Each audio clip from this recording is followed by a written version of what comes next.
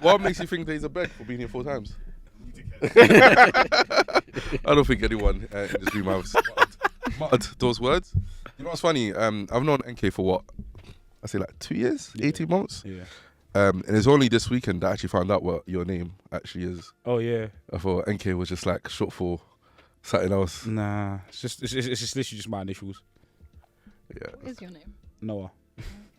Nice name. Anyways, this is the post-credit scene podcast. Lovers of film, TV, and theatre, and anime. Yes, it's time. Finally. By the way, that name isn't sticking on. He's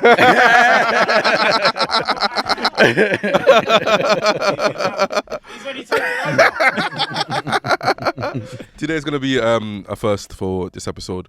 The first time that the greatest host the UK has ever had is not hosting the podcast in Gaz.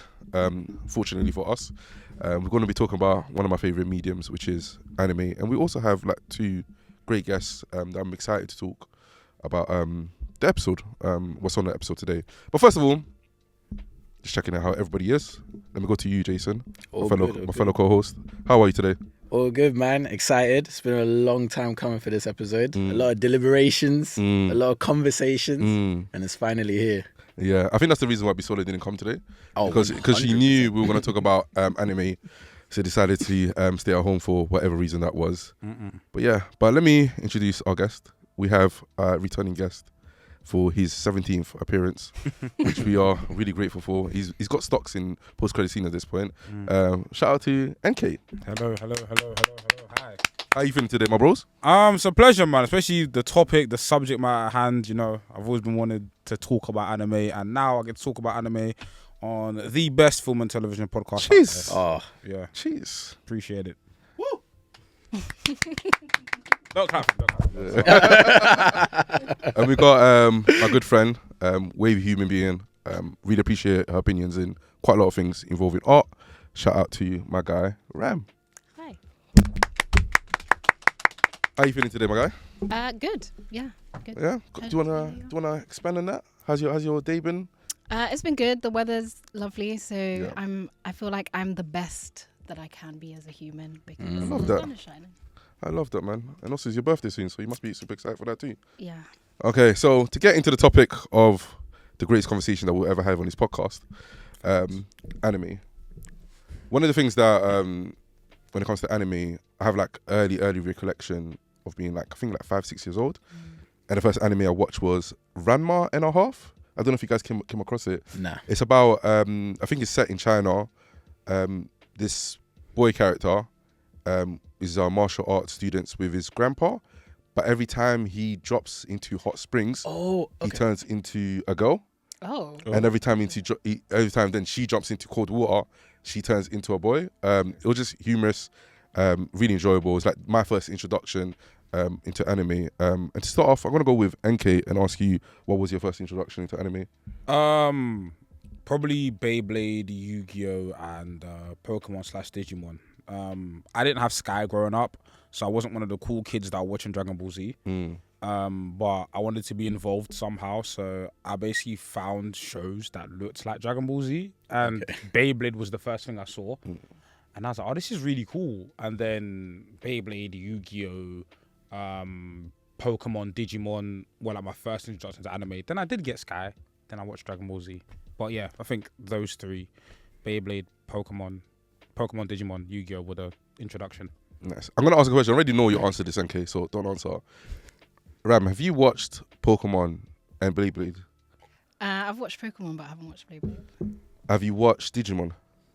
I watched Digimon Data Squad with my brother. Okay. Jason, have you watched Pokemon and Digimon? Yeah. Which one do you prefer? Oh, do you know what? This has been a conversation. I prefer Digimon. Yeah. I prefer Digimon. Ram? I can't. Shake my hand, I thank you. prefer That would- Pokemon, but only because I don't have enough Digimon experience to really. Have the opinion, yeah. I think for me, because it's like Pokemon as a game, obviously. Yeah. And then, because I never really took the anime serious. I was just like, I never, interesting. I never liked Ash.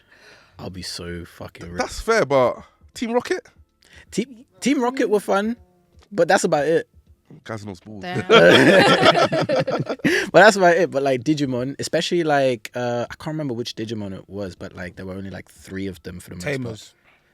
That was a serious one. Tamers. And then fucking hell, now we're really testing my knowledge at the moment. But like there was this one that looked like a fox in that Digimon one, right? And then it just felt like a lot more And it serious. turns into like an angel when he evolves, Digivolves. I think so, yeah. But You it should know just this, NK. it just felt like more of What, from series 1? Because I know Angels and Angemon, and the evolution was Padamon. Do you know what? Because I was in Germany when I was watching this at the time, so they did. So have you're watching in German. Yeah. I was watching it in German. They did. I think Angemon was the only one that was kind of like universal. Yeah. Because that was like, I think the first Digi version of it was just like that little, Yeah, it was like a little yellow thing. yeah, little yellow thing with like ears for wings or whatever it was, and then Because it it turned. was, see, this time I'm a nerd. It was Padamon, Pegasus. It was like the one with the wings, Pegasus. Then Angemon was like a champion. I might be wrong. Who knows? But yeah. Yeah, fair. How about you, Ram? What was your introduction to anime? Mine was actually Pokemon. Like I think I used to love, like my parents used to get me loads of like tapes, like VHS tapes and stuff. Nice. So I remember I had like Pokemon the first movie, and I remember because it was like yellow and it had the little like so that was my first. And then after that, I was really girly as a child. I mean, I'm still a bit girly, but I didn't really like a lot of the anime that I did see. So I saw like a bit of like Yu-Gi-Oh and Beyblade. Yeah. It didn't really call to me. So I feel like early on I was a manga girl more than anything because there was more like Variation. there was more like shojo stuff or like romance stuff or stuff that I was interested in. Yeah. So yeah, it was definitely Pokemon first. Okay, we'll get to that. Do you still have the VHS? Yeah, it's somewhere in my mum's shed because I feel like a few years ago we were clearing out stuff and I was like, oh my God. there. And it literally, you know, when you remember something as a child and you're like, oh, I literally remember watching this movie and like putting it in. But yeah. So funny because literally Tuds, shout out to my guy Tuds, she messaged our group chat this week saying that she went to her mum's place to collect as many tapes as she wants to get it digitized. I was like, that's so cool. I think I might do that. And it wasn't like films. I think like family memories. Yeah. And I think I'm gonna do the same thing because I've done it's that. nice just to have it in the cloud or have it in another form. But yeah, that's really interesting. Jason, Yes. same question to you. Same question. I think my first conscious memory was like seeing my dad watch it. Like, so he like LimeWired like episodes of Fist of the North Star. Really? And I remember like watching it with him, but then there was a particular scene where I think I can't remember the names, right? But like the middle brother from the main character, because he was like a gang leader or something like that, he was sawing off somebody else's head, and that's when my dad was like, "All right, cool, you're not watching it anymore." Yeah. And that was like my first introduction. But like on TV, I think it was like Sailor Moon, Dragon Ball. You had what's it called? Detective Conan. Yeah. Yeah, those were kind of like, I think, when I really started watching it and then kind of like getting it from there. But yeah, Fist of the North Star was like the first conscious memory of being like, what the f- is this? I think Fist of the North Star was like one of the first like imports from Japan to Western cultures in terms of when it comes to shonen. Yeah, I think Because- it's, yeah. Because it predated Dragon Ball. I think Dragon Ball came like on the back of that, which is quite interesting. Also, you mentioning Sailor Moon and Dragon Ball Z. I think those are like the main animes that a lot of us grew up knowing in the early mid 2000s. I don't know if it had any sort of impact with you guys in terms of like relationships that you made when you were younger or friendships that you had, whether you had these conversations about Dragon Ball Z. Because I can recall watching Goku turn Super Saiyan for the first time and having these conversations in the playground. I don't know if that was the same for you guys. Yeah, definitely. Facts. Definitely. I think, like I said before, like it felt like the talk of the town. And I felt left out of that conversation because I couldn't watch it at the time just due to, not having Sky at the time, because it was on Cartoon Network, Toonami. At the time. Toonami, yeah. But yeah, it was like Kamehameha was iconic. Like, Yeah. everyone used to just pretend Kamehameha. Yeah, oh my And it's just like, days. funny enough, like a bit of a fun fact about me. I actually wrote my dissertation in film and TV. Really? I wrote my dissertation about the influence of Japanese exports, specifically anime, on Western cinema. So Oh, that wow. was my dissertation. Did you mention Infinity War? So yeah, I mentioned Infinity. So what I did in so the case studies I used were Dragon Ball, Astro Boy, Okay. because Astro Boy has a massive influence. And then I mentioned just the films like Ghost in the Shell, Speed Yeah, Racer, yeah. so on and so God, forth. Ghost in the I didn't Shell, mention yeah. Infinity War specifically. 'Cause I think Infinity War just came out, just came out around about the time I was writing my dissertation, so I felt too present. But yeah, my dissertation was on anime's influence on the West in terms of storytelling. For example, that iconic Akira slide. Yeah, Used in like over and over again. I think the most recent thing that I've seen in American cinema was in Nope. No, Yes. When he used Akira, yeah, it was really good. But the Infinity War one, the reason I bring it up because obviously it's one of my favorite films as well. And for people that don't know, the scene of Thanos picking up is it the Soul Stone? Picking up the Soul Stone picking up the Soul Stone in the water, and we have the clips in the background. That's a direct reference from Berserk when Griffith. I've never caught that. Yeah. Oh, really? I've never caught that. That is a Never caught that. direct reference from Berserk when Griffith does what he does. Yeah, Not does spoiler what to he- yeah, anybody yeah, exactly, yeah. that hasn't watched it. How about you, Ram? Because you mentioned that you weren't too into the popular animes around the time. So what was there any connection that you I've had? got a hipster over here. Anime hipster. I've been a hipster from day one. No, yeah, my friend used to like she was like super into like all anime, but she used to get like manga, and this was like I don't even know where she was getting this manga from. So me and her used to like connect on that stuff. Like obviously all the boys in our school were like, you know, doing their kamehameha and Yeah. that kind of stuff. But I feel like she kind of introduced me to a lot of like more romance based stuff that was like, so we used to connect on that a lot, which was good, and also made me feel a bit cool and different because I was like, you guys don't know about like, yeah. Which ones in particular? Yeah. I really liked Gakkou and Alice, which is still one of my favorite mangas of all time. It doesn't have a good anime adaptation, so don't watch that, but I mean it's fun, it's fine, but like I always say that's like the superior My Hero Academia because they're quite similar, but I think it does a better job than My Hero. So, All right, yeah. fair enough. But I think that was one of my favorites. And then, yeah, there were a few other romance anime that not anime, but like manga that I still have. That I just, nostalgic. Yeah, not to make her feel alone, because but I also like my first couple manga were romance manga as well, like Suzuka, Peach Girl. They were like Fruit baskets. yeah, Fruits Baskets. Yeah. Oran Heights High School Club. Yeah. Yeah, that one. Yeah. So yeah. How did you get into more romance manga? Do you know what? I think in shonen battle manga, right, there's always like the love interest and stuff like that. But I've always felt like those relationships in shonen battle manga, even from a young age, were quite just underdeveloped. So and plus, like, you know, I'm a softie at heart. So I just wanted to like, you know, deal with stories that dealt with romance. And the first romance anime I ever watched was Peach Girl. And see, that's just a representation thing, because she was like, even though she's not black in the show, she was very black coded. Like a lot of the narrative about Peach Girl is about her, you know, her skin. Yeah. So she's like, I believe she's a biracial character, and her skin is very much a topic of conversation in the anime. And I was like, oh, sick, like some sort of like representation. And then from there, I got into romance anime and manga. Then I watched the infamous School Days. Which is the best bad show I've ever seen. It's a horrible anime, but it's one of these anime where the ending makes up for the 12 episodes of garbage you watch. But it's a objectively bad show. But yeah, You're gonna have to remind me on School Days because it's drawing a blank. It's not the one that I'm thinking of, because there was like an ending where like 2 characters or 3 characters like die. no, that's exactly what you're talking about. Is that the one I'm talking That's about? exactly Okay, what you're talking okay, about. cool. So, Okay, cool, Sorry, cool. spoiler alert for people who watch School Days. Yeah. But it's basically about this kid. I can't remember the main character's name, but you know, his best friend convinces him to, you know, talk to the quiet girl in school, and then he talks to her. But then now the best friend that encouraged him to talk to the girl gets a crush for him, and it's essentially like him becoming a player in school. Yeah. But it has the most dire consequences in the end, because he leads multiple people on. Like I said, it's a horrible show. But then the ending, it's like, yeah, he really gets his comeuppance, because, you know, the first girl he spoke to ends up killing him and killing his lover and so on and so forth. So, yeah. Crazy.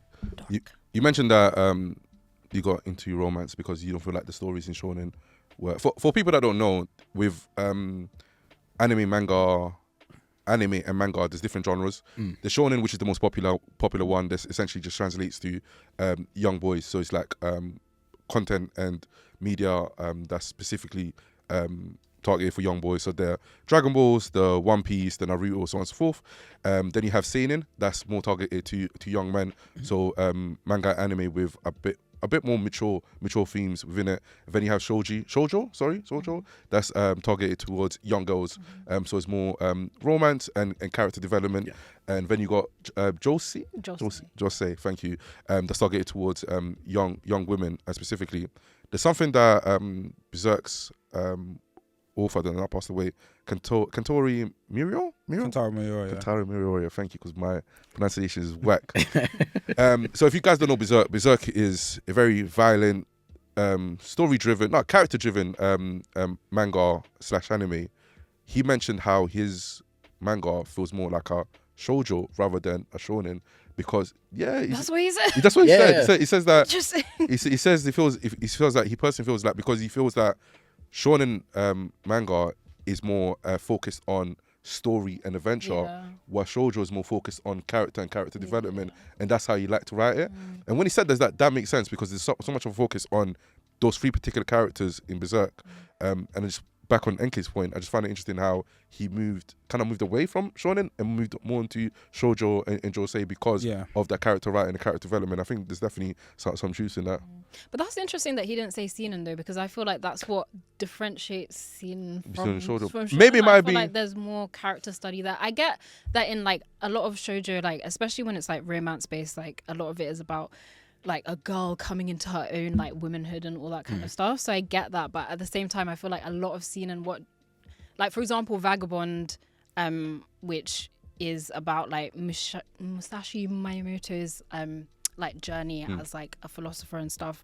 A lot of that is there's a lot of action in it and like killing and all that kind of stuff, but it's very much focused on his philosophical and like character growth journey. So it's interesting that he didn't say seinen because I feel like in shoujo you don't get as much like violence and all that kind of stuff. But I think he was more referencing like the character interaction that they have with each other. Okay, So I get it. Yeah, because if you look at relationship like in Berserk between like obviously Guts and Casca, even the trifecta of Guts, Casca, and Griffith, like the way their characters are written in terms of their codependence with each other, the personal romantic interest with each other, I can definitely see how he read like a shoujo and got that from there. For sure. Especially the scene where, you know, Guts and Casca like really bond and connect in the woods. Like that scene in terms of like, just from a romantic perspective, is one of the most beautiful scenes I've seen in terms of you know, a typically, you know, a very male character in the sense that Guts is very much the alpha male character,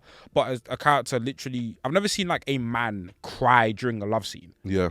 Do you know what I'm saying? Like, and really like bare his soul, and that level of romantic writing is something you don't typically see in a lot of like manga with you know, a male protagonist. So I can see where he drew the parallels, but as you said, it's very much seinen because it's a lot of characters questioning their existence within the world, questioning their reality, and trying to, you know, unpack, you know, the negative teachings they've been taught as kids and stuff. So. Yeah. And then just the overall violence of it as well. Absolutely. Like, hyper-violence. Like the hyper-violence of it all is like it's a bit of a weird... What? No, I tried to read Berserk and I couldn't get past the first volume, but now I'm like, maybe I should just push through. But I think you should. There's definitely one thing with Berserk. It's definitely some trigger warnings that need to be thrown in there. 100%. But I think it's really, really well written.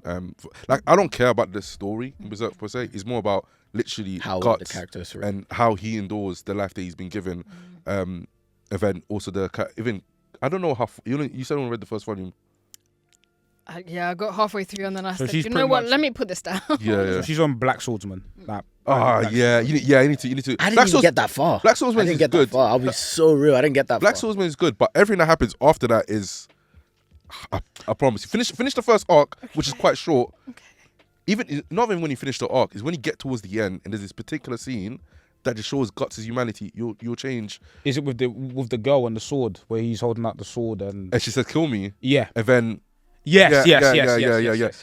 I'm telling you, it will move Yeah. you. It will move you. Yeah, Try because I was explaining to her before we move on. I was explaining to her like her earlier. Miura as a writer was very much just trying to like in Black Swordsman. He was just trying to write kind of a generic, edgy, dark fantasy. Yeah. But I think when he got to the Golden Age arc, which is the second arc, which is like the most critically acclaimed arc in Berserk, that's the holy grail of Berserk. Creme de la creme. That arc is just masterful in terms of character writing, Yep. in terms of like really fleshing out the universe and the world of Berserk. I think that arc, in terms of just how to write character dynamics and the holy trinity of characters, Guts, Griffith, and Cascar, like they get to shine in that arc, especially Cascar. Even the supporting characters Yeah. within it add so much value to the story itself. And even I don't like Casca's racially ambiguous, but she's very like, you know, she's a darker skinned character, like implicitly in the story, and just the way she gets written in the Golden Age arc as like, yes, she's a character that's very much in an army, but she still retains her femininity. Yeah. And like they get to, I feel like a lot of times in shonen, like a lot of female characters are reduced to binaries where you're either strong, but you're bereft of like that feminine element to you, or you're like, or your femininity is over-indexed to make you weak. Where I feel like Casca has that balance as a character where like her femininity is still very much a part of her, but she is a respected general in the Band of the Hawk. Yeah, definitely agree with that. For sure. Jason, Yo, there's some people that might be listening to this that have never watched anime in their life. in their lives, damn, that's a Or sad. maybe just yeah. That's a sad life That is to live. That is a sad. That's a sad life to live. That is a sad life. Missing out, man. So I'm gonna give you a mission. Cool. Try to recommend maybe like 3 animes that you think people that have never watched anime before should be introduced. So introduce Okay. 3 anime shows. Do you know what? Yeah, because when you posed that question earlier, there's going to be a little bit of recency bias in here, Yeah, shoot. but I think the first one I would probably recommend to kind of like somebody get into anime is Demon Slayer. Oh man, I think Demon Slayer is it's a great. No, we're talking about intro here, right? We're talking about intro, okay? Because I do think to mid. that's crazy. That's crazy. But no. So let me explain, right? Let me explain, because I will agree. It's not the best anime out there. Yeah. However, especially a lot of people who get into anime, especially when you talk about anime with people now, right? They put a lot of emphasis on how something looks rather than what is the content of the story. And I do think visually, Demon Slayer, especially out of the new gen, is one of the best out facts. there. Right? You know, give them something flashy on the screen.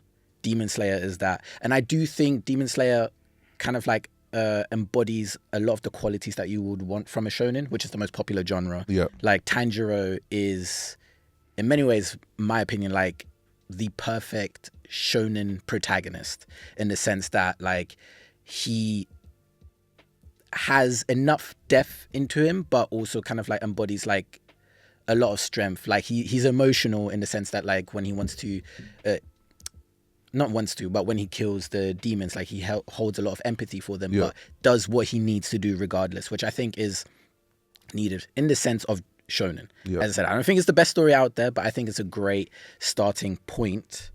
The next one I would recommend to people is Death Note. Okay. Right? I think, especially when I've spoken to people, when like a lot of people who started their animes and whatnot, like when they say like, oh, what'd you start with? They were like, oh, Death Note. Things that I start out with. And I think Death Note is just all around a great story, great animation as well for a time it came out, like so beautifully drawn.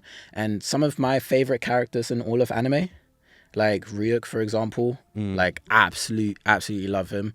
And then the last 2, because I'm having a debate about that currently still now, is either Attack on Titan or Naruto. Not Naruto. Not Naruto. Never recommend Not Naruto. I'm talking about base Naruto. Sure, but I think it's too. It's too long? It's too shonen. But isn't that what you want to recommend people? Like like an intro starting point? Because we're talking about starting points here. We're not talking about like, oh, go watch the best anime. But I feel like you have to ease that. Like, I feel like Demon Slayer I will consider that because I feel like that's a good, like, okay, this is a classic shonen. Like, you kind of get familiar with like the genre and stuff. But something about Naruto is just like too Raw. Yeah, like, I think with Naruto, I think because like Naruto, what kind of like drove my logic here is it's one of the big three. Yeah. And I think Naruto, especially early Naruto, because I'm rewatching it at the moment, is like way better than I actually gave it credit for. Because when I am judging Naruto, I'm judging it as a whole, including Shippuden. Shippuden is Did you originally watch it dubbed? yeah. Okay, yeah. Back on like when it was on Jetix. Yeah. So yeah, literally. And it sounded a lot more childish than. And then it was a lot more childish then, and then I'm still rewatching it dubbed, to be fair, just for that nostalgia hit. Go on. I'm doing the same thing. You're saying too. The dub's pretty good. The dub's alright, but like it's more of a nostalgia hit. Like I don't know, I can't get into the Japanese for Naruto, but like for Shippuden, I can. I'm the exact same. Subbed is perfect, but yeah, Naruto or Attack on Titan. Like I think that's my other one, and I'm flip flopping between the two because like Attack on Titan, similar reasons for Death Note. It's a great story, good shonen entry, but I think it peters off. Not peters off. That's the wrong word to use, but like There's some lull moments in Attack on Titan. yeah, some low moments in Attack on Titan, but also towards the end, I think the ending is so controversial that like it will split people, and I'm like, is that somebody who I want to introduce to anime to something that is so divisive towards the end? I do think Attack on Titan is a good one because it starts off at such a high point, and I feel like it keeps that level for quite a while. And remember, it's not like you're introducing them to the best anime or manga you ever get into, but just enough that you enjoy it to want to explore other animes. Do you guys have any other suggestions that you would add? I mean, I want to agree with Attack on Titan because I feel like when I first got into more watching anime again as an adult, that's what got me in. But also it reminds me of like the way that a lot of people who don't watch fantasy love Game of Thrones. I think it's the same kind of like entry point of like I'm not the biggest fan of Game of Thrones. I'll say that much. But you like House of the Dragon? I just think House of the Dragon is better. That's what I'm gonna think. It's cool though. It's an anime episode, guys. It's an anime. It's not Game of Thrones episode. Anyway, it's not House of the Dragon episode. What I was trying to say was just that I think it's a good. I can feel it in my brain.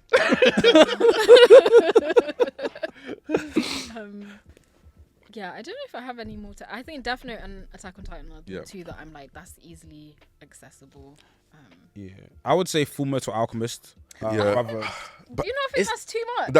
I think because I'm with you, but I also think that's too much. I think it'll be like the second one I would recommend. Like somebody finished their first one, and I'll be like, watch Full Metal Alchemist now. I think so. There was a point you made about the Naruto one. I'll get back to that you made where it's like we grew up with it, but I think. Was Naruto easy to get into because we already been conditioned by Dragon Ball Z? I feel like we're like it was easy for a lot of us to grow up in a Naruto world because we were literally post Dragon Ball Z. So the concept of a shonen was already introduced to us, and Naruto was the perfect off point from there, where if you're introducing somebody to anime who doesn't have the context of Dragon Ball Z, I remember we were living literally in a shonen world. We had Dragon Ball Z, Yu-Gi-Oh! Like shonen was very much shonen was very much the thing in pop culture. Whereas if you're introducing, so we were already subconsciously conditioned to accept Naruto, rather than if you're introducing somebody who's completely, not into the medium of anime and manga, Naruto with the power, because remember chakra is a pretty dense power system. You think? I mean, do you know what? I think for somebody who's a newcomer completely to anime, of course it's not Hunter x Hunter, it's not Nen, but if somebody who's because if you look at mediums, like I don't want to get off tangent, but if you look at like super mediums, just punch, fight, but now you've got Byakugan, Sharingan, chakra, fair enough. Rasengan, Chidori, lightning style, wind style, like it's like, what is all of this information I'm processing? It's a lot. Where Full Metal Alchemist Brotherhood, it very much, the reason why I'd recommend it, because the concept is, it asks the questions of humanity of what is the meaning of life? What comprises the soul? And I feel like those, like Death Note, it asks philosophical questions that we all ask. Death Note is very much a question of who has the right to take a life? What is justice? Yeah. And I feel like the concept of what comprises elements of a soul is a question that I feel like most people have grappled with philosophically. So that's why I can introduce a Full Metal Alchemist to them, because it is a bit dense, but I don't think like it has the most complex power system. The world of Amestrist is basically a substitute for Europe at this point. Yeah. The characters have very simple European names. Yeah. Like it's not that hard to grasp. But I think Naruto, when you're dealing with fox spirits, chakras, and energy, Yeah, and flying bijou bombs, like it's a lot. It's a greater entry of barrier of entry. yeah. Barrier of entry. I would say Erased actually as well, because it's short, it's quick. I feel like it's a good, it's a good story. I've never Erased, seen Erased. but we're I've never seen it. gonna park the Erased conversation for now Yeah. Okay. because it's gonna be rough. Well, Erased. just on that, what's your recommendation? I think the ones that you mentioned. I think one other anime that I would add to that is probably Jujutsu Kaisen.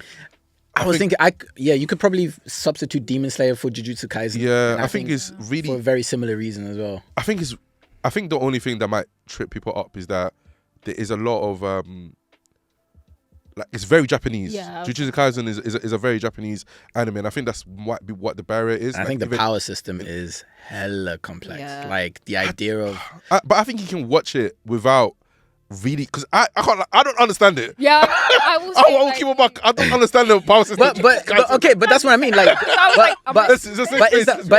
isn't it like you want to watch something to understand it? Don't get me wrong, because Yeah. I'm fucking with you. Like, I don't understand the power system, especially when we get to the later arcs. Reverse Yeah. curse technique. Reverse curse times- technique, and then But I think like again, this is more an introduction. Like the first few episodes, it's simple. It's like hand combat. You have good animation. You got a character in what's the demon guy? Sukuna.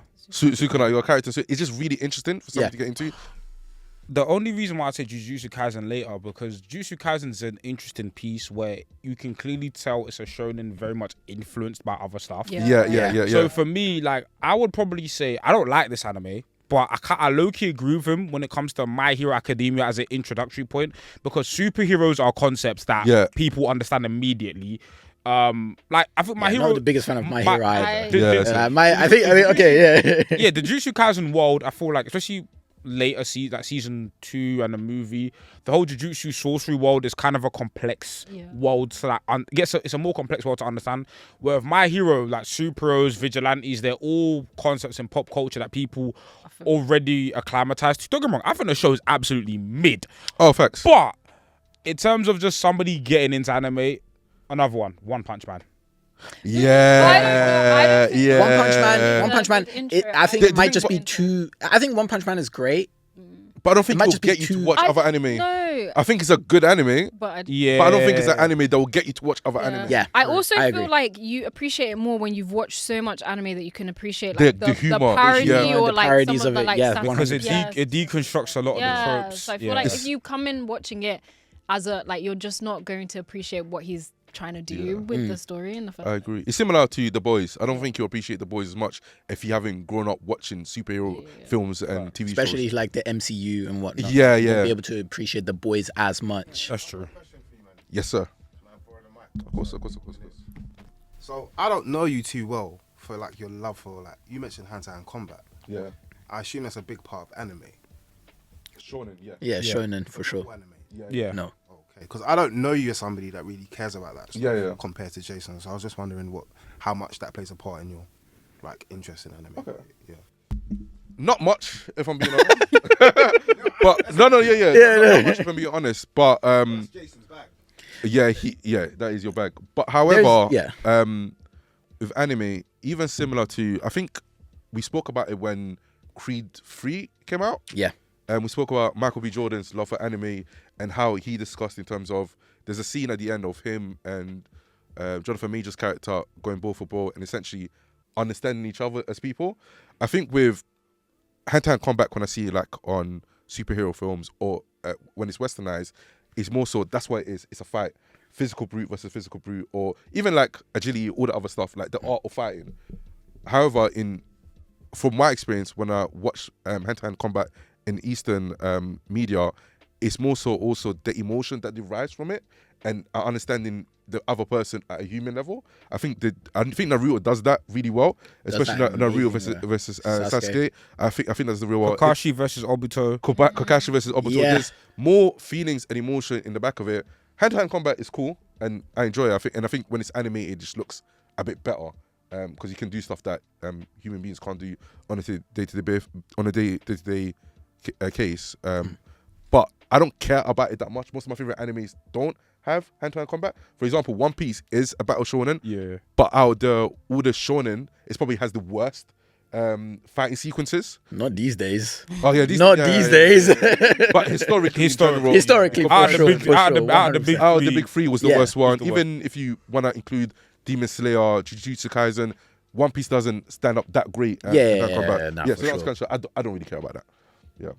But there are some great hand-to-hand combats in anime. Better than Bucky and Cat. Oh, facts. Yeah. Oh, come on, man. Come Guys, on. guys, that's a layup. That's a layup. Of course. The Bucky, Iron Man, and Cat fight, that feels very anime. to Anime. me. It feels very because anime. it derives from emotion. They're talking to each other while they're fighting, not like talking verbally, but there's so much emotion being poured out into it, and that's what a good typical shonen anime would do in a battle sequence.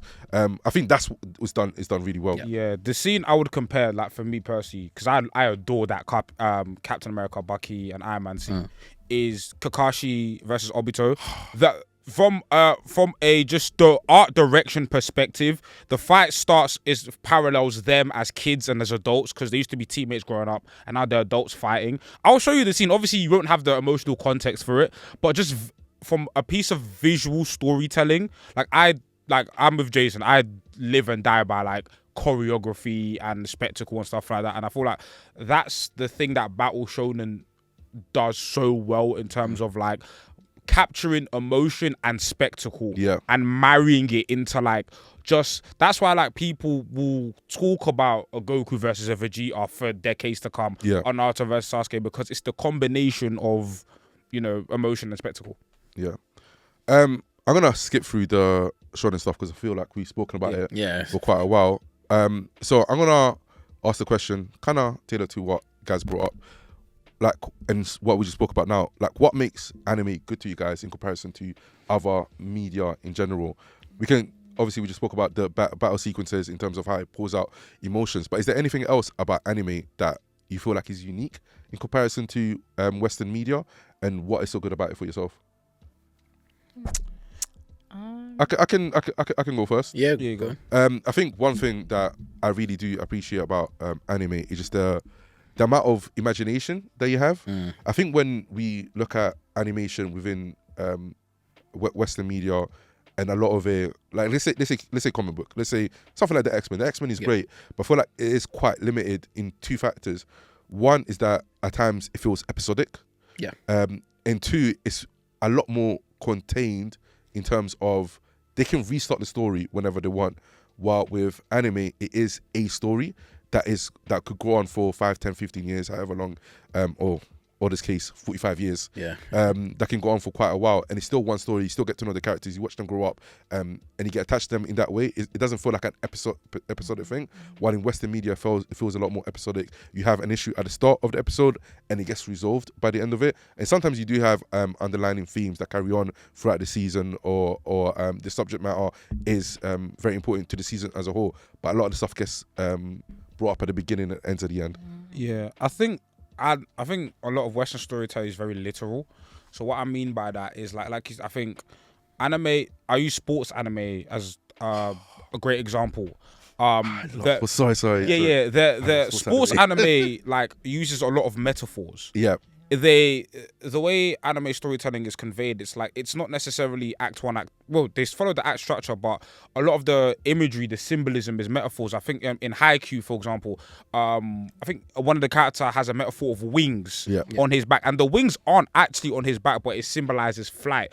I feel like a lot of Eastern storytelling, they don't necessarily tell the story like, hey, this is what happens act 1, act 2. It's more so a thing of these are parables, these are metaphors, these are symbols for greater things. And I feel like in that aspect, it links to like the creativity. It forces you to not look at a story so literally, but like what metaphors, what life lessons can you gain from these things? So that's why anime resonates with me. Yeah, I guess to your point, like I feel like anime can be a lot more experimental, but also is not afraid to be really niche, like I'm very specific. Whereas I feel like a lot of I think Western animation is catching up in terms of like not thinking that animation means that it's for kids. Yeah. But a lot of like Western animation that we have is like, I still feel like it does the thing of like either it's for kids or it's like really for adults and kids are not allowed to, like it's very like raunchy or just like really crude. Whereas I feel like anime has this like nice space of like exploring a lot of like universal ideas, but still in a way where like anybody from like a lot of shonen, even though it is geared towards like young boys, like anybody could watch that and still gather what they want to get from it. Like something like Full Metal Alchemist is like asking these like really big philosophical like questions, but at the same time like my brother when he was like 15 was enjoying it, and at the same time when I was like 20 whatever, like I was also enjoying it. So I think like it does a better job of like reaching a broader audience but not being afraid to really get into like very specific subjects and like pigeonholing itself into this like weirdest like Haikyuu, for example, that you mentioned. I've never watched volleyball. I don't even like sports, but like Haikyuu is amazing. And that's like, the one thing like, I think is so amazing about anime as well. Just kind of like, because I'm going to be piggybacking off all of your points because I 100% agree.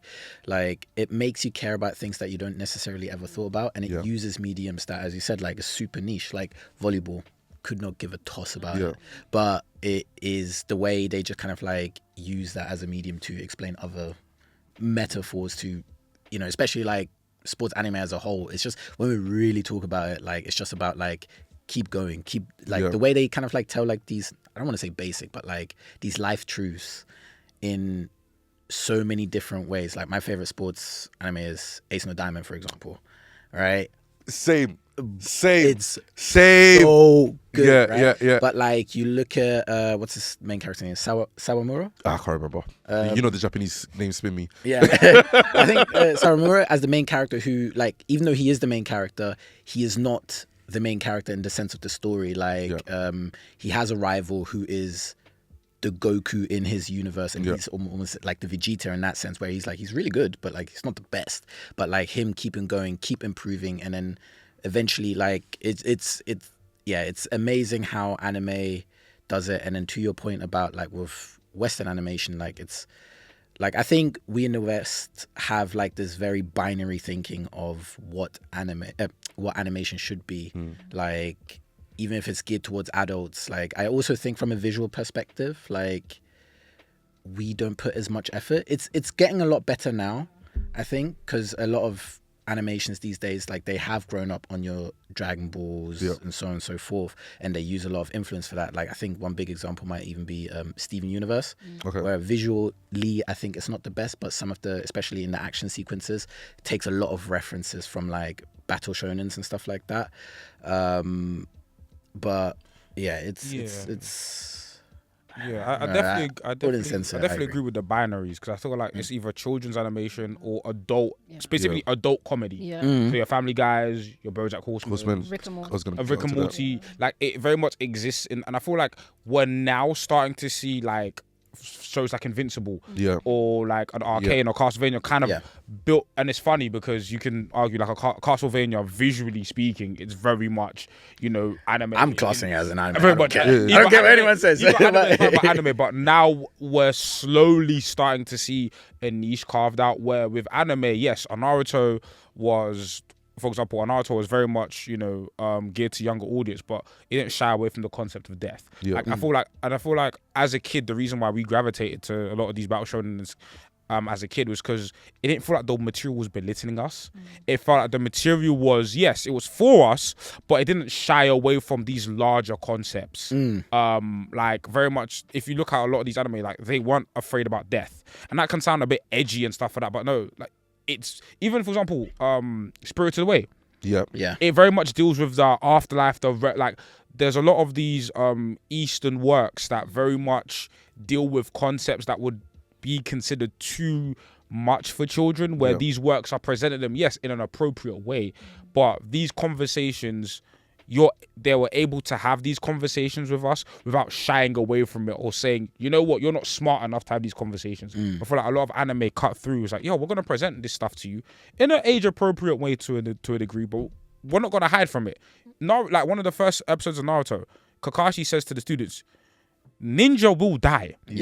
Like, and it's like, oh, These are real things. Even in Yu-Gi-Oh, the whole concept of the Shadow Realm, which Yeah, the Shadow Realm was actually meant to be for death. was actually meant to be death, but you're dealing with concepts that children weren't supposed to be dealing with at the time. Yeah, I think anime in general does a good job. Even when you're young, you might not understand what you're watching, but when you grow up, you kind of look back. And even your mention of BoJack Horseman is what I was thinking. I really love BoJack Horseman. It's probably my favorite thing that Netflix have done. But that is very much an adult TV show. Yeah. There's not really much of a crossover for kids to watch it, to engage with that like from early, unless you're a really messed up kid. but again, with anime, they do have the license and do a great job in genre bending, allowing you to consume it. It's very layered. It was allowing you to consume it in I'm just watching it to have fun. I'm seeing people fight. I'm seeing victory. Like for example, I know I say this is the great story ever because it is. One Piece is a very layered story in terms of like, in the face of it, it is a show about a pirate that's going around recruiting people and he's looking for the One Piece. Then when you dig deeper into it, it is a show about genocide, the rewriting of history, the oppression of people within different areas, racism, classism throughout. It's built throughout the season from right at the beginning, and you don't have to engage it in that way. You can just engage it as this is just a battle shonen about a pirate that's looking for the One Piece, and that's fine. But there's also so many layers about it, and that's what I appreciate about anime or just art in general when you're able to layer it in so many different ways. So I want to move on to talk about non-shonen stuff. Ram here, Ram's Rambles? Is that your TikTok? She has a segment on it where she, I guess, explores non-shonen media. First, tell us a little bit about that. Why you decided to do that? I just got really tired of shonen. And I feel like it really. I think shonen sometimes, like, obviously, I think when you've been watching anime from like a young age, like obviously it's the most like accessible part of anime and stuff. Yeah. But I've met a lot of people who are like adults or like who are young women or like, you know, adult women who maybe are interested in anime or manga, but like shonen is gonna be a turn off for them, or it just doesn't fulfill them in the same way. And I feel like also the older that I've gotten, the more that I'm just like, oh, this shonen is like, it's okay. Like, a lot of shonen that I've been reading that's like new recently, like Jujutsu Kaisen or other stuff, it's like starts off with really interesting concepts and then they just drop off to me, and it was really starting to like frustrate me. So I was like, you know what, let me just go back to my origins and just like read stuff that is like shojo or like seinen or is like more age appropriate, I guess, because I do think shonen is great and it is universal in that sense, but I think sometimes you're just looking for more in a story. So I just wanted to share more stuff that is like, you know, interesting short stories that are not necessarily the usual shonen thing. Because I think it's great that anime is like more accessible. Yeah. More people are really getting into it, but I think it can be a turn off for anyone who's like new, who might not be that target audience. Yeah. Perfect. We'll get back to you in a second. But Jason, if you want to kick off your top five non-shonen anime that you've come across. Non-shonen anime. That was, do you know what it is? Yeah. This one was a little bit of a tough one because I've not, like, when I looked at my top list, I was just like, oh, I don't actually engage with seinen that much or non-shonen like anime. I'm very much shonen coded. Before you do, we're having this conversation outside of certain animes and where we class them as. Yeah. Because I'm under the impression of Attack on Titan. I feel like that should be categorized as a shonen. It's for me it's on the fence because that's the thing, because that's the issue that I had when I was looking at my list. I was just like, okay, especially when I look at my number ones, they teeter on the line where it's just like, okay, I can see where it can be classed as a shonen, but especially thematically, it's very much seinen. Yeah. Like, to throw one in there, like, I think Fullmetal Alchemist for me feels like a seinen, but it has shonen, a lot of shonen qualities. I think especially early on when certain character deaths happen, and especially in the first few episodes, you know, that moment, like, I hope we all know which one we're on about. Like, it's like, this does not feel shonen to me, because you wouldn't see that in a shonen anime, in my opinion. I can agree with, because I feel like a lot of the shonen that I really like lean more towards seinen than they actually do shonen. Like, they feel a little bit a little bit. It's a mishmash of so both. I get that. Yeah, I get. Not to be the shonen defender here. No, I love shonen. I love shonen. I feel like when we say okay, I get what you mean. There's an archetype of a shonen. Yeah. I call them shonen meatheads, where it's like just characters screaming, power ups, complicated. But I feel like a lot of shonen storytelling can lean on darker imagery. I think light and darkness isn't a thing for me. It's more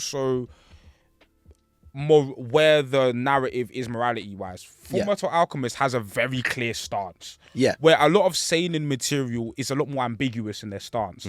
Like a lot of shonen, shonen for me asks questions and gives you answers. With seinen very much presents a lot more philosophical ideas and isn't necessarily willing to interrogate those ideas, but more so present alternate paths. So, for example, Naruto is very much against the cycle of hatred. Yeah. Hatred begets hate. It's very clear. Where if I read something like a Berserk, it's like, what is Guts' goal? Like, what does it mean to achieve happiness? And the narrative never really leans in a particular direction. It's a vehicle to take you through. I think seinen is more for adults because it leaves a lot more to the reader, where shonen kind of spoon feeds you an answer. Yeah. Like Death Note clearly says a light's wrong. Okay. And somehow people still People don't think But yeah. To speed us on time, I'm gonna name some anime manga. Cool. And I just say shonen or non-shonen. Okay. Cool. Attack on Titan. Non-shonen. I don't know. Not shonen. I would. Like Shonen is so anime is a lot of anime manga are categorized by demographic. So demographic for shonen is young boy target to young teenage boys. The way I don't know, I think it's the way the Japanese manga system works. They target based on demographics rather than genres, and typically what you'd see in shonen genres are like battle manga. So you think of your Naruto's, Dragon Ball Z's, Demon Slayer, a lot of fighting, typically speaking. However, within that genre, you could have stories like Death Note, which are a lot more about philosophy. I guess shonen is very... I don't think it's a shonen, but it's fine. Yeah, go. But shonen is very much geared towards... The demographic is geared towards its young teenage boys, and a lot of them... comic books. Like Think of the comic, but we're seinen, the stories are much more ambiguous and darker in nature. So you're dealing with a lot more harder to grasp concepts. And then there's shojo, which is primarily a female audience, but like kind of it's like the equivalent to shonen, but it's like young teenage girls. Yeah. So these are like, instead of like it's less like genre where there are given rules within a genre. They're more so demographics that Anime genre bends anyway, no? Yeah, anime is very genre fluid as a medium. So it doesn't. It's shonen, that's a horror. Yeah. It's shonen, that's a psychological. Can't have psychological thrillers as shonen. You can. You can, but I don't feel like it's gonna really work. Yeah, Death Note. I don't think that's Death Note. Okay. We're gonna do this quickly. Okay, cool. Attack on Titan. Non-shonen. Shonen, I would say. Okay. Non-shonen. Death Note. Shonen. Non-shonen. Shonen. Non-shonen. Yeah, non-shonen for sure. Tokyo Ghoul. I haven't watched that, so I don't know. I would say shonen. It's low-key shonen-ish. Vinland Saga. Non-shonen. Seinen. Non-shonen. Chainsaw Man. I think it straddles the line a little bit, but more so shonen. More shonen straddles the line. I agree. Yeah. Okay. Hunter x Hunter. Shonen. I know it's shonen, but okay. So technically, in publishing, Shonen Jump have like shonen, then they have Shonen Jump Advance, and Hunter x Hunter is technically Shonen Jump Advance, which means that it's kind of geared more towards that like older teen audience than it is. I think obviously like teenager is a big demographic. It's an all catch term, really. Someone Yeah. who's 19 is like very different. So I think Hunter x Hunter leans more towards like people who are like 16 plus, I would say. So technically it's a shonen, but it is more geared towards the older half of that. Yeah, I'm giving it the same. It has a tournament arc. It's a shonen. Yeah, I guess so. It has a tournament arc. If it's got a tournament arc, then it's a shonen. Fairs. Okay, now we can go into our favorite non-shonen anime. Cool. Jason. All right, so at number 5, so we're going from You do, 5. if you want to rank them, you can rank them. I'm not ranking mine, but I'm ranking mine. Okay. I'm ranking mine, and you're cowards if you don't do the same. So, my number 5 is Neon Genesis Evangelion. Okay. That's a little bit about it. So with Neon Genesis, right? I only got into it like maybe during COVID, actually, and I think it's one of those animes that you have to watch in your formative years. Okay. I feel like it like from what I understood anyway, like it informs, especially if you are kind of like between 15 to 16 years old, especially as a boy, like it forms a lot of kind of like your like maybe your worldview, because I feel like people who have watched it earlier in their age have it as their top anime of all time. Yeah. I don't have it, and I only got to appreciate it more after the third film came out. That was like maybe I want to say 22, 23. Where, because I thought it was just edgy bullshit when I first watched it. I didn't like it that much. But then when I watched the films, especially the latest one that came out like a few years ago, that how it thematically kind of like, because it was very nihilistic at first, right? But then it turned out to be quite beautiful. And especially for the author himself, like he was going through like a bad patch in his life, which informed a lot of Neon Genesis kind of like philosophy and thought process and stuff like that.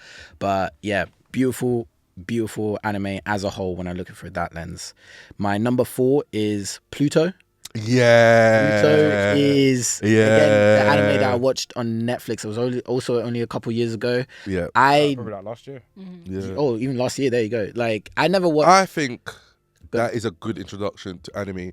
You think? For people that Wouldn't usually. wouldn't usually not like, some people might not like shonen.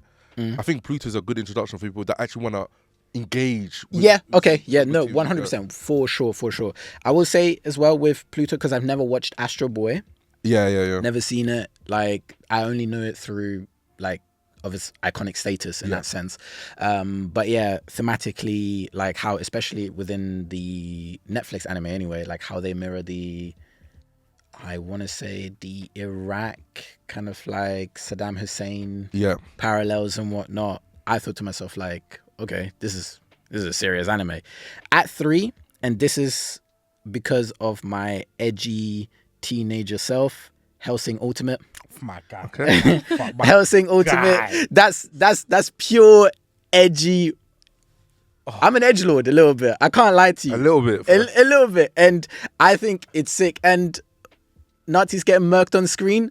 Who doesn't love that? Yeah. So It's the most. I think it's the most shonen seinen in terms of just pure. It's the most shonen seinen, just pure gas, and I love that. And I think it's not Alucard, is it? Alucard, the main character. Alucard, yeah, the main character.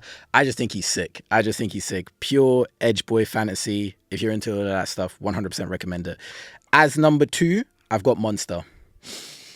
Monster as my number 2. I think, because especially when I got into anime, I would watch like top 10 animes to like watch. Yeah. And then it was like one of the, I think it was like number 2 on like so many lists, or like number 1 even, especially with the twists that happen and stuff like that. I think it has some of the best character writing that I've seen so far.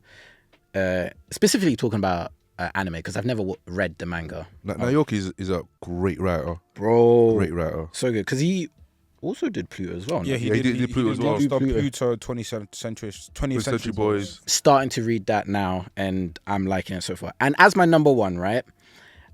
And you guys, it depends on how you define genres again, right? Mm-hmm. I've got Cowboy Bebop as my number 1. That's definitely not a shonen. Yeah. Okay, cool. Then Cowboy Bebop, I think that was probably like the first non-shonen I probably watched, and I just love Jet, and I'm forgetting the main cast, like Faye. Like, I just love how they as a ragtag group come together, and some of the stories that it goes into. Spike, that's what I was thinking, especially like how they blend all of this, like, you know, this ragtag group of buddies who have their own kind of like dark stories, and each one of them has just as much of a compelling story as each other. Like, you know, Faye's story is beautiful. Even Jet's kind of like background, where I think he used to be a cop, or like he used to be within like law enforcement or something like that, but then he felt super jaded and became an outlaw. And then Spike himself being part of like a gang, and Like, it's beautiful. It's beautiful. The animation still holds up to this day. Yeah, that's my number one. Nice. That is that. That's my list. Nice. NK. I don't know if I'll rank them because Coward. yeah, 100%. But one, this is like one of the first seinen anime I ever engaged with, so a part of it is nostalgia, but I do think it does hold up. Darker Than Black. I've not watched that. Darker Than Black. Darker Is that Than- go on. So Darker Than Black, Darker Than Black was an anime. Was on Funimation's YouTube channel. It was one of like Funimation's anime that came out in the 2000s. Darker Than Black is set in a world where Oh my god. Yeah. It's, Okay. It's set in a world where there are humans and contractors. Contractors are beings that have supernatural, that have powers, but in order for them to use their powers, they must make a payment. And the payment is something that's deeply traumatic to them. So one character in the series lost her child due to her child choking on cigarettes. So her payment is her choking on cigarettes. And the payment is very much psychological. It's not a written rule. It's not a power system. It's something that the payment is usually one of the character's deepest and darkest fears. And I feel the reason why I love Darker Than Black as a seinen because it asks the fundamental question of what does it mean to be human? Because contractors look, talk, and act like humans, but we are told that they're not humans. And the series questions, wait, are they human? Because they're able to feel things. They're able to feel remorse. A lot of their payments come from psychological things. Yeah. Why have we classified them as non-human? Yeah. So I feel like that series in general was like, like these stories can be a lot more. So Darker Than Black's definitely one. Cool. My next one is again, Jason said it, Hellsing Ultimate. In terms of just cool. We're living in like a low-key vampire renaissance out. Yeah. Right now, Shout out to Sinners, out, one of the greatest films ever made. Castlevania's out. Vampires are the thing right now. But if you just want to see vampires murking stuff, like Hellsing Ultimate does have like narrative and thematic depth, but I'll be lying if I said, it's the deepest show ever. No, it's edgy, pure gore. Cool characters, great character designs, and one of the few anime I'd actually recommend in dub over sub. Okay. One of the few because I've never watched the dubbed. No, I'll tell you why. In dub, the anime is very much set in Europe, right? So you've got British characters, you've got German characters, and the accents are on point. Okay. And I think it just adds another layer to the series. Nah, wrap up. No. Okay, cool. And then I have got this is on being shonen because the sequel series is very shonen, but Fate Zero. Okay. Which one? Okay. Fate Zero, not Fate Stay Night. Fate Zero. So Fate Zero is the prequel to Fate Stay Night. If you have not, Fate Stay Night and all of them lot are very shonen, but Fate Zero, I think Fate Zero is an impeccable. The Fate franchise. It's complicated. So confusing. The reason why you'll be able to tell Fate Zero because it doesn't include Shiro, the redhead main character. It's not about him. Yeah. It's about the generation before him. And Fate Zero is a universe where there are these 5 sorcerers or whatever. They compete for something called the Holy Grail. The Holy Grail is an item that can grant any wish.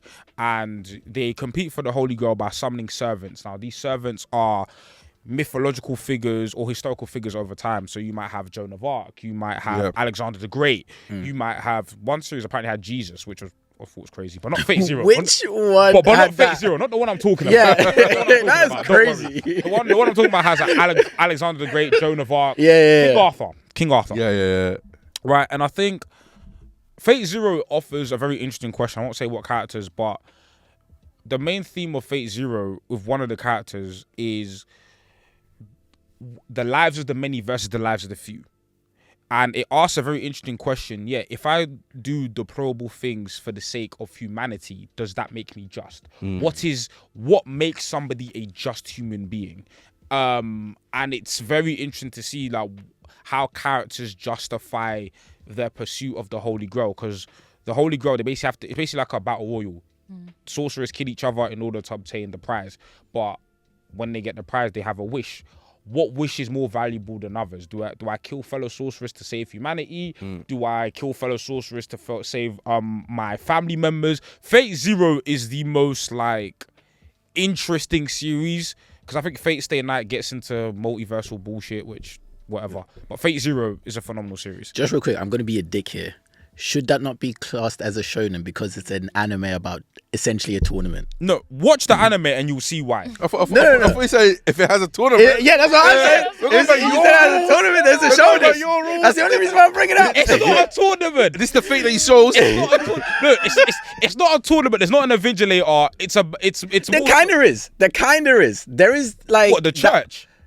More or less, they're like kind of like not necessarily the rule keepers, but they're one who are like, you know, they're corrupt too. So what's that got to do with anything? Hey, man, that was your rule. No. But I'm just messing around. I'm just messing around. It doesn't. I'm just messing. But fairs. So I'll speed through these. Pluto. A lot echo the points that Jason said. I want to include this, but the anime. Okay, I want to put asterisks. I would prefer if you read the manga. Yeah. Berserk. Oh yeah. I would prefer if you read the manga. That's like top 3 for me. Yeah, I would genuinely prefer if you read the manga because the manga is a much more enriching experience. But in terms of, there's a scene in Berserk that people don't talk about.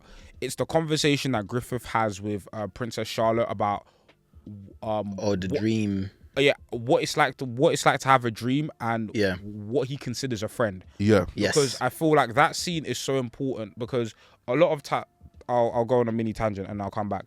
But that scene is very much about, okay, what does it mean to have friendship? What's the difference between a friend and a co-worker? Yeah.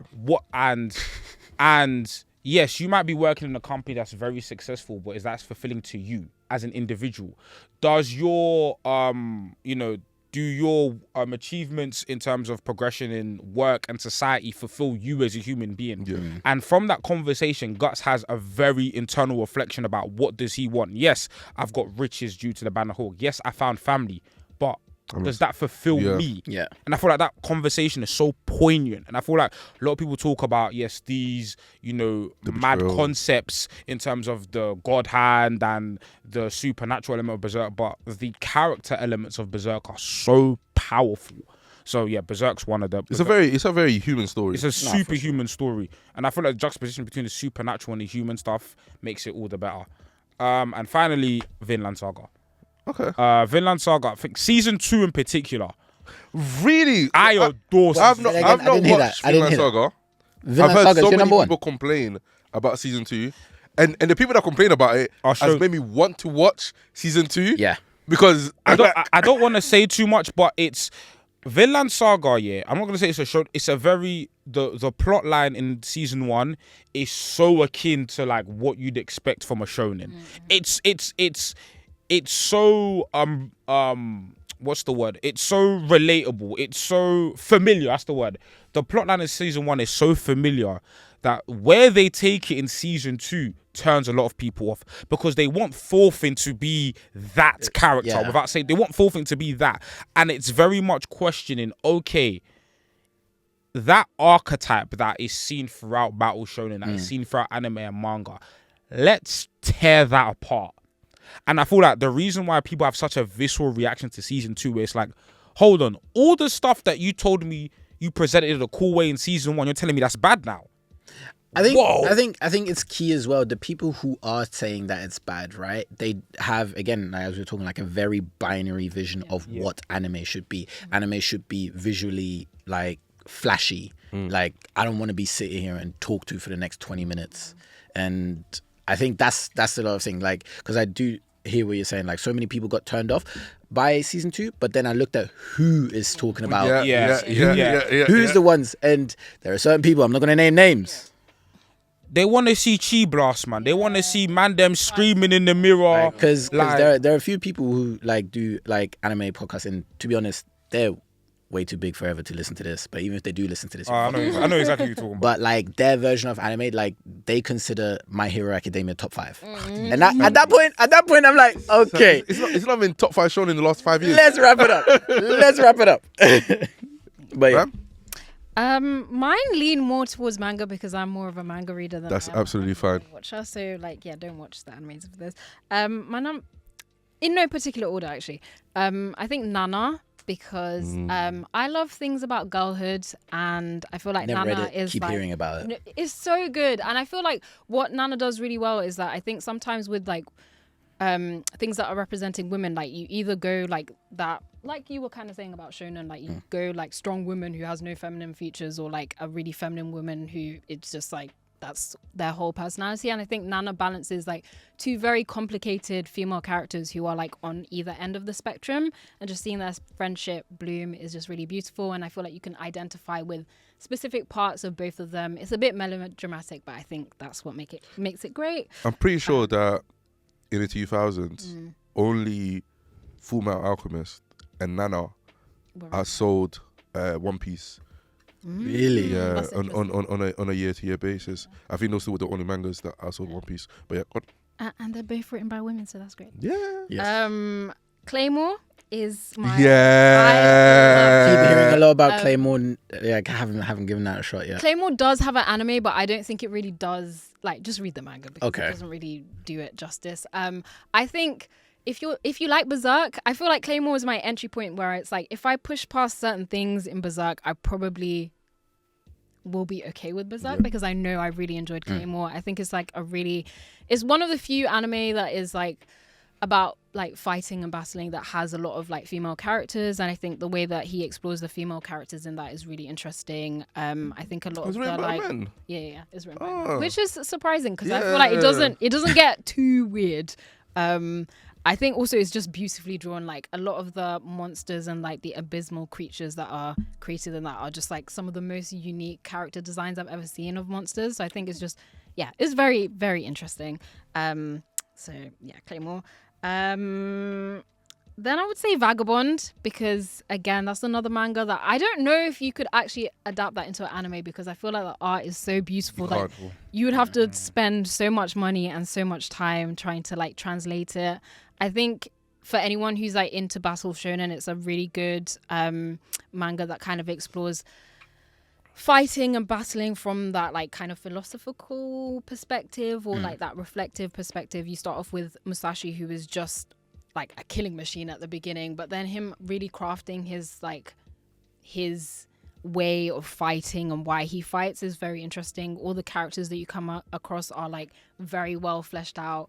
Each panel is literally a work of art. I feel like sometimes I will just the amount of panels that I see online, and I'm just like, wow, this is the most beautiful art I've seen. Like, forget manga, anime, like art in general. Yeah, which is why I don't know that it could ever be adapted. Yeah, I think there's two things that I struggle to see being translated well from manga to anime. One is horror. I don't feel like anime ever does manga horror justice. Never. And really good art, like even Berserk. I don't feel like the art that we see in the manga can ever be translated well into anime. It's literally just a work of art. You could do like I feel like Violet Evergarden's a very beautiful show to look at. So I think if the studio that did Violet Evergarden did, it wouldn't be the same. Of course, you'd lose certain details, but there are some animation and on top of it, Violet Evergarden is I can't remember the studio's name, but they're basically a studio that primarily employ female animators. So yeah, I'll get the studio's name in a sec. But yeah. Then I would say Erase because I want to throw an anime in there, but I just feel like it's a very accessible anime. Yeah. Like I've got my sisters to watch it and they do not give a crap about like any kind of stuff. I think it's a very compelling story.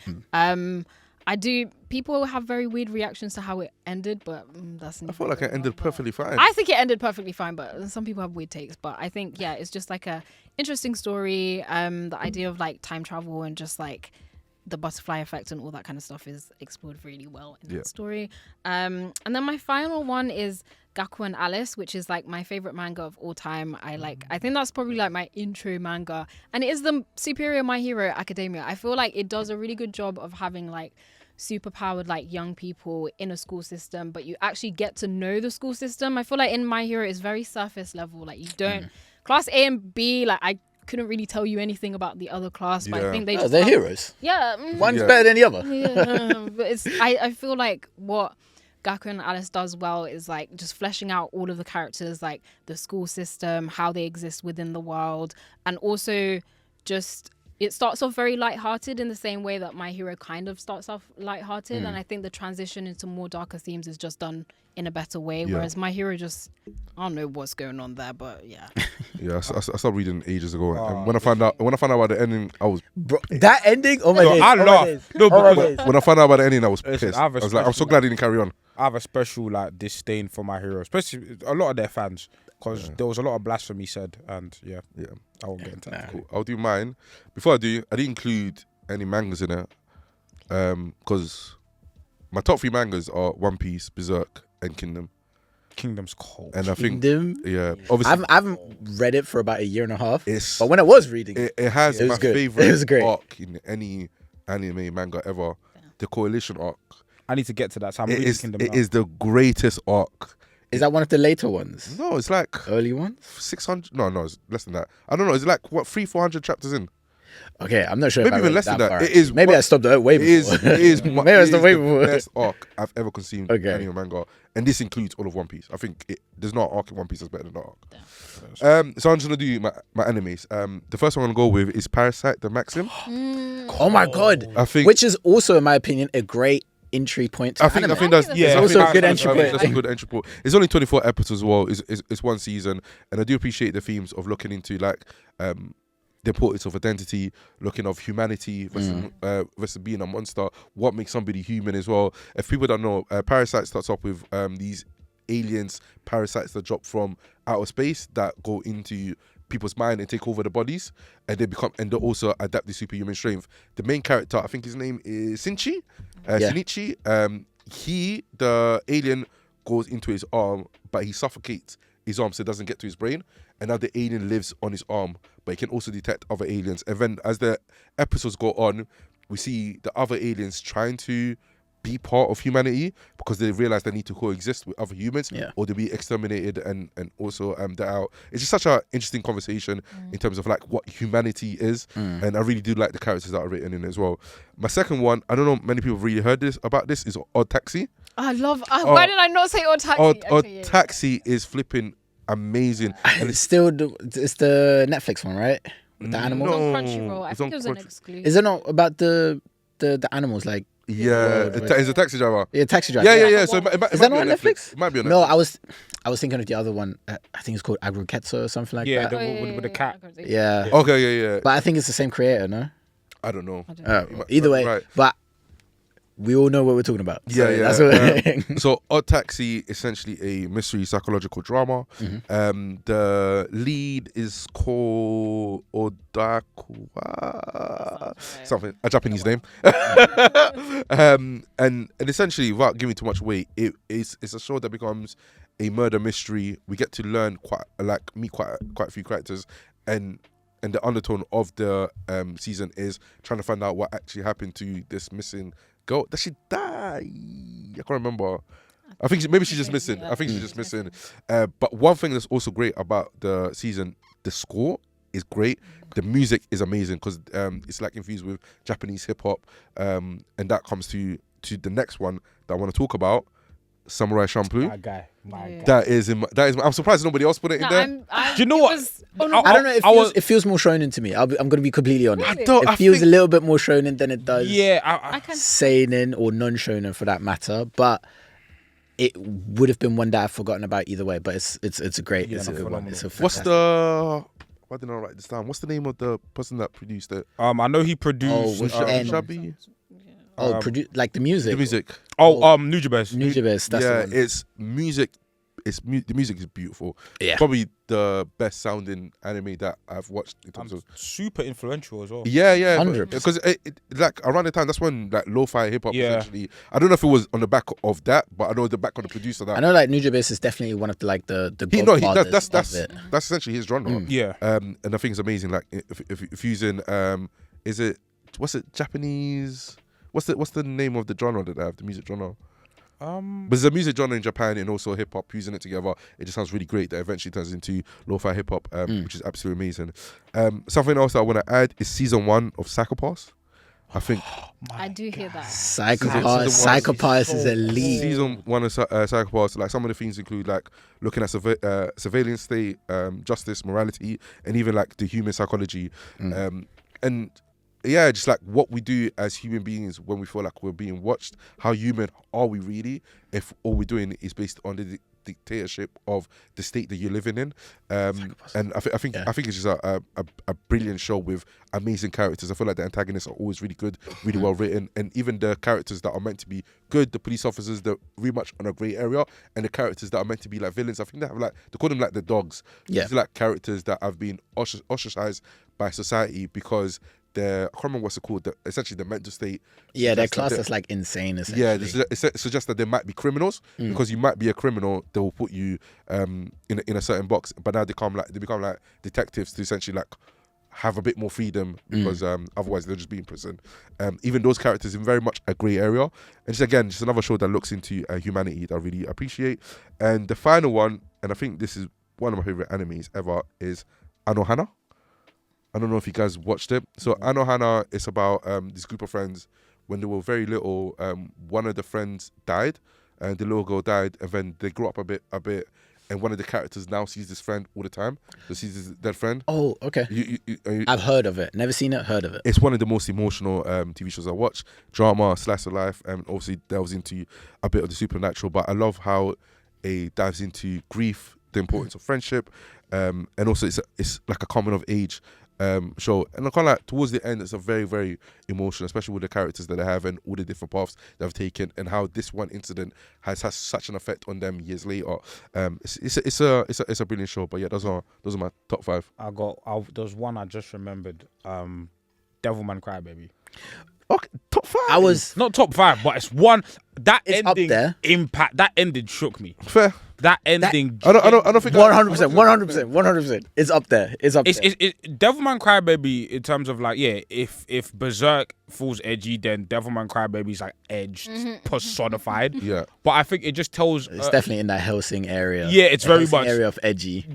But I feel like it just very much tells an interesting story of just like, again, what comprises the elements of humanity. Yeah. And I feel like it takes it to like its literal conclusion. What happens if like demons invaded Earth? Like and it highlights the worst kind of parts of humanity. It's like, instead of like what makes us human, what makes us different from demons. Okay. And it's kind of like the stories where it highlights, okay, this is humanity at its worst, and that's why like it's edgy. Yeah. That's why like it's profane, because it's almost like a very nihilistic approach to like humanity. Like, are we different than demons? Yeah. Okay, very interesting. Okay. Thank you, guys. Finally got to do anime episode. I think we definitely should do a Studio Ghibli one at some point. Because there's so much talk about that, especially its influence in film as well. Before I also do like the closing.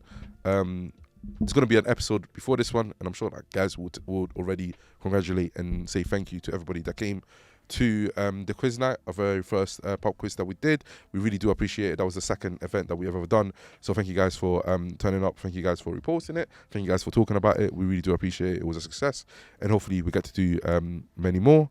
But for this episode, thank you, NK. Thank you, Ram. Also, thank you, Jason, as always. No. You don't deserve no thanks. You want to put I'm here. Don't worry about it. Don't worry about it. I really enjoyed this episode. I'm really thankful that you guys came and we got to speak about anime, and I'm glad that it wasn't shonen heavy. We kind of moved away from that because there's so much about anime that is great. There's so many different genres that people can dive into, and hopefully there's at least one person that listens to this pod and decides to pick up one anime that we mentioned, and hopefully that takes them on a journey. You guys want to give your socials so people can find you where you are? Come on, you go. Oh, do you want me to He's been like, they know who he is. The people know who he is. Yeah, you could just find me on TikTok at Rams Rambles, where I talk about books and manga that is not shonen. Jeez. So, yeah. Apart from Hunter x Hunter. Yeah, apart from Hunter x Hunter, because obviously I had to give, the goat? It's dudes. Absolutely go. Enke, go ahead. Yeah, you can find me at Rare Podcast on all social media. Funny enough, by the time this comes out, there may be an anime dedicated episode similar to this. We're talking about, Devil May Cry and some of my, favorite nostalgic anime. So it very much feels like, if you like this conversation, that episode will feel like a part 2 to you. So yeah. Looking forward to that one. Sure. And yeah, post-credit scene, 14 HQ original. Thank you guys for listening. Over and out. Oh, Thank man. you guys. This was the best episode ever. Oh, man. I hate the episode that we have to do next, man. Fuck! Why? Damn! Why? Because this episode was so good. Oh, yeah, I don't want to yeah, put yeah, anymore. I hate you, man. Hi, I'm Lashana Lynch, and you are listening to the Post Credit Scene podcast.